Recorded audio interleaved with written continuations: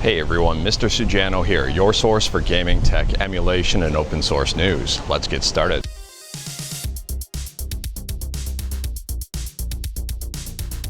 Alright, to kick things off today, we're in beautiful Nassau, Bahamas. It's an absolutely gorgeous day, except for the gale force winds that are in effect right now. I'm doing everything I can for this audio, and I'm hoping it's going to turn out.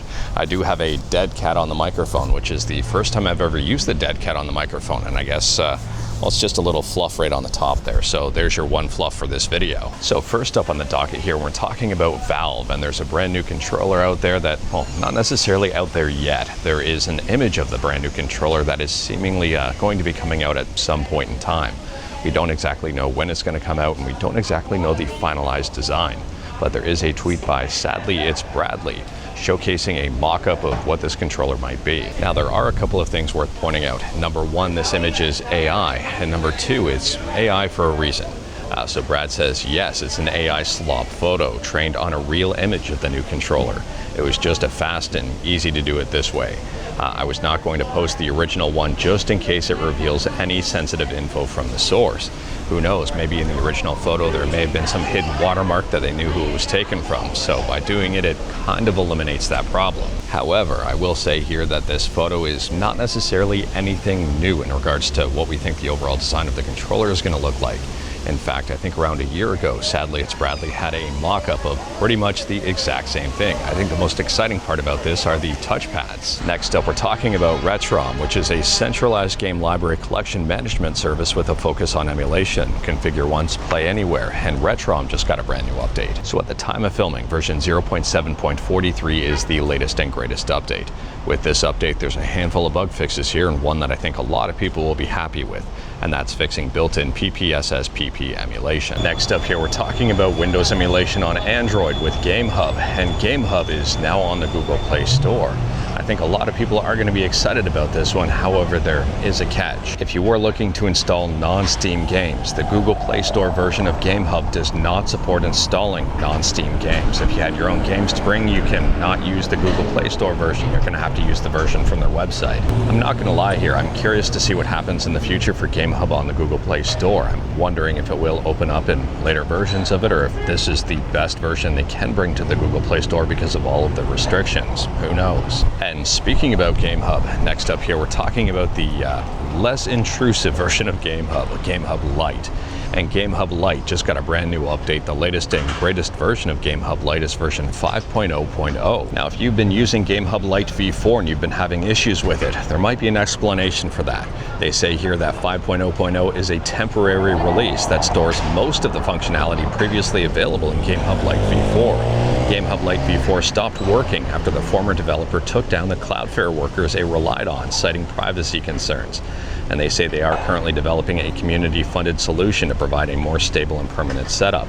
In the meantime, this version includes most of the core features, but may display some visual inconsistencies and lacks certain extras that were present in v4, such as the news and free games section. Now, I'm pretty sure I was featured in the news section, so that might be a bit of a blow to my channel. Who knows here if they fixed that, but anyways, GameHub Lite did get a brand new update. Moving on here, and we're talking about an emulation front end called Neostation, and Neostation just dropped version 0.0.13. So with this brand new update, there's a whole bunch of new features, improvements, and even more. You can now track playtime per game, random game button added to the games list, support for experimental play PS2 core on Android, and for improvements, they've redesigned retro achievements card and game details, reordered and refreshed unlocked achievements, moved save sync to the farther top right corner, and redesigned settings button on the fan art view. Now, Neostation is still pretty fairly early on in terms of its overall development. Right now it's available for Windows and Android, with Linux, Mac OS, and iOS coming soon. Next up here, we're talking about The Elder Scrolls 6, and if you're looking forward to The Elder Scrolls 6, you're gonna have to be very patient.